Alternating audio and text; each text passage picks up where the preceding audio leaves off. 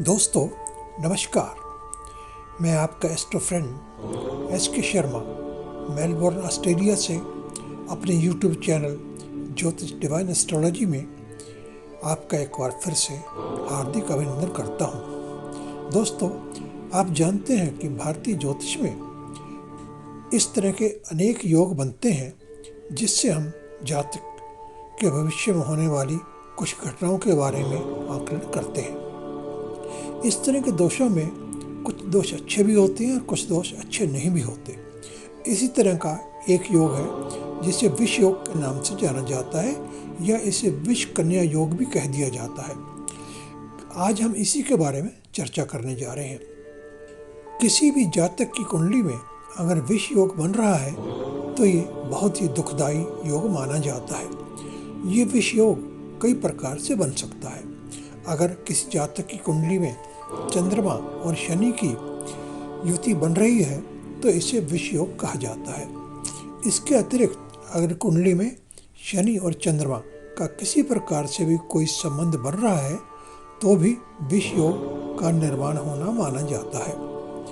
अगर पति या पत्नी की किसी भी कुंडली में ऐसा योग बना हुआ है तो उन्हें जीवन पर्यंत आपसी मतभेद और कलह क्लेश इत्यादि समस्याओं का सामना करना पड़ सकता है।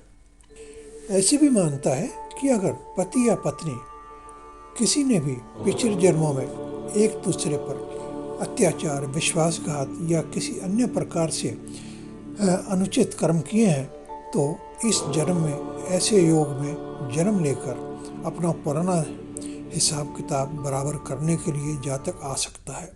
ये पति पत्नी दोनों में से कोई भी हो सकता है। आगे बढ़ते हैं।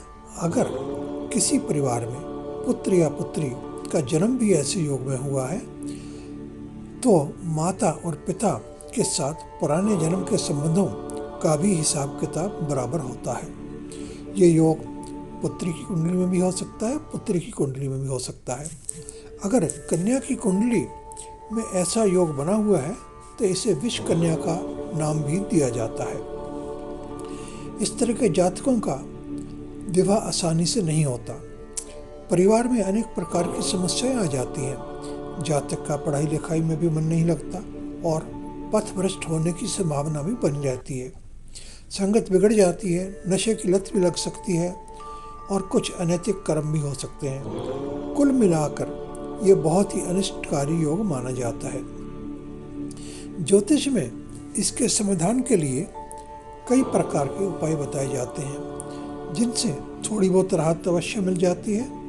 निर्भर इस बात पर करता है कि आप इन्हें कितनी श्रद्धा और विश्वास से करते हैं।